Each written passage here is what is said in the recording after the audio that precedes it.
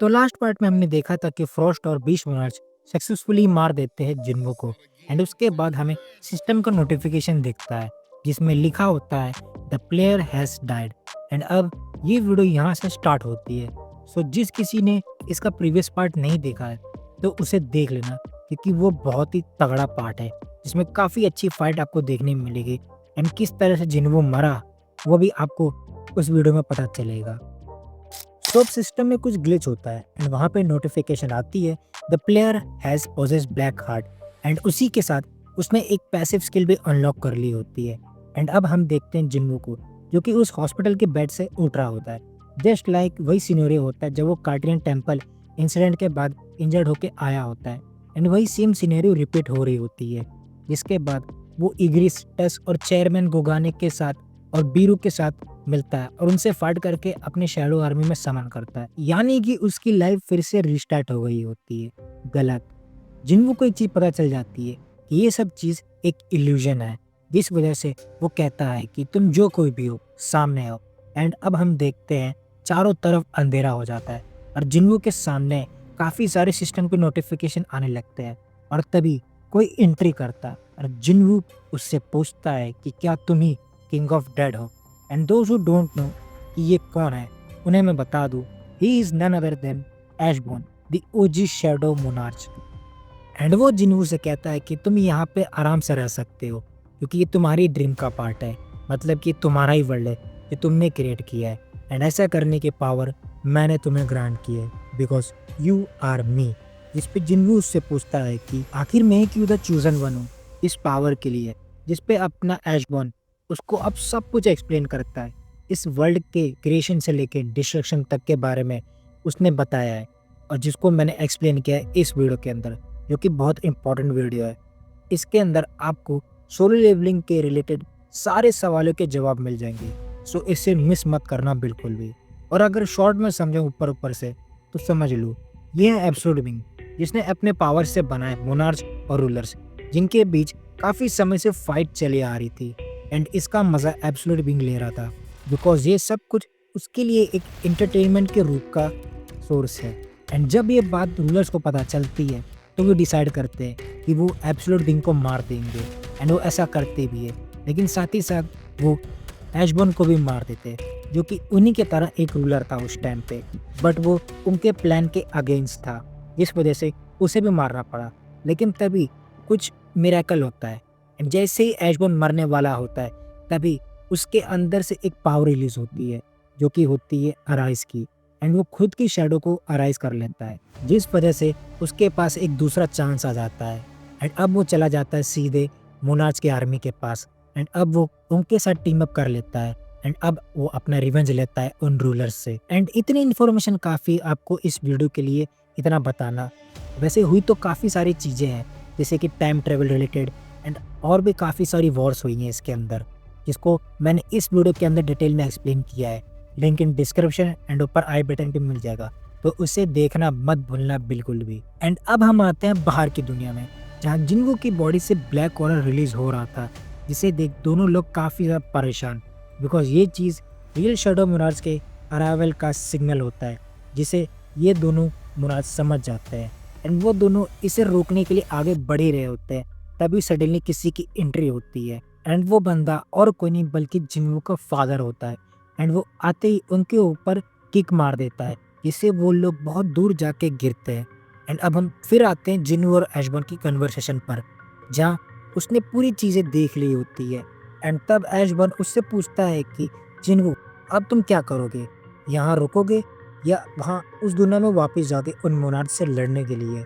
जिस पे जिन्वो उससे पूछता है कि क्या तुम रूलर्स के साथ दोगे कभी उनके फाइट में, जिस पे वो इनकार कर देता है और दोनों लोग को अपना अपना आंसर मिल जाता है। जहाँ पे एशबॉर्न कहता है ये हमारा आखिरी मीटिंग है, इसके बाद मैं नथिंगनेस में चला जाऊंगा और तुम फिर से अपनी रियल वर्ल्ड में चले जाओगे with the full power of real shadow monarch. यानी कि एशबॉर्न की रियल पावर्स के साथ अब वो वहाँ पे जाएगा। जिसके बाद जिन्वो खुद को अराइज करता है एंड उसके बाद सिस्टम का मैसेज आता है कि शैडो मोनार्च रियल वर्ल्ड में आ रहा है, क्या तुम इस सिस्टम को डिलीट करना चाहोगे। जिस पे वो यस करता है और अब वो रियल वर्ल्ड में काफ़ी तेज लाइट रिलीज होती है जिस पे वो दोनों मोनार्क जिन्वू के डैड से कहते हैं कि ह्यूमैनिटी का सबसे बड़ा डर आ रहा है, क्या तुम रूलर्स हमारा साथ नहीं दोगे उसे रोकने के लिए।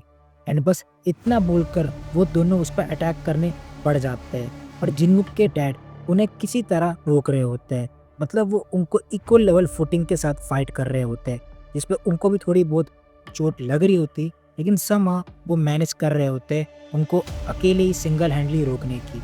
लेकिन अब जिन्वू का ऑरा इतना ज़्यादा बढ़ जाता है कि बीस्ट मोनार्क अपना पोर्टल खोल लेता है और वहाँ से निकलने वाला होता है, जिसपे फर्स्ट मोनार्क उसे थोड़ा मोटिवेट करता है लड़ने के लिए, लेकिन बीस्ट मोनार्क को पता होता है कि उससे लड़ना कितना भारी पड़ सकता है, बिकॉज वो उसे एक बार पहले भी लड़ चुका है और उस टाइम पे उसकी हालत उसने बहुत ही ज़्यादा ख़राब की थी, मतलब कि द ओजी शैडो मोनार्क एशबॉर्न ने काफ़ी ज़्यादा हालत ख़राब कर दी होती है, जिसकी बात मैंने इस वीडियो में करी है।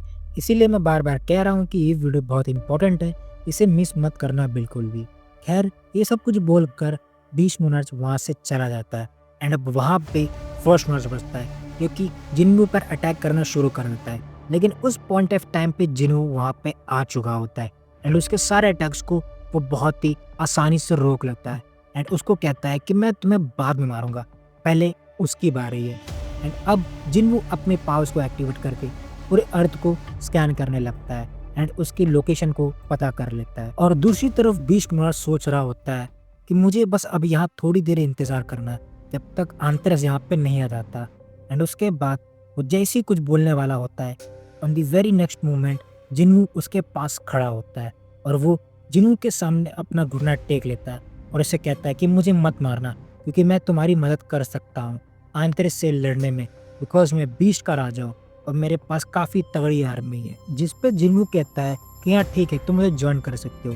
एंड ये सुनकर बीस्ट मोनार्क सोचता है कि कितना बड़ा बेवकूफ़ है, लेकिन अब जिन्वू कहता है कि मैं तुम्हें माफ़ तो कर दूंगा, लेकिन इसका बदला तो मैं ज़रूर लूँगा तुमसे, जो तुमने मुझे स्कार दिया है। अगर तुम मेरे 5 हिट बर्दाश्त कर लेते हो तो तुम मुझे ज्वाइन कर सकते हो। एंड अब बीस्ट मोनार्क भी समझ जाता है कि जिन्वू बस यहाँ पे उसे मारने आया है एंड वो उसे अपने बातों में उलझा रहा है, जिस वजह से बीस्ट मोनार्क भी अब उसे लड़ने के लिए तैयार हो जाता है। But Jinwoo is on whole different level.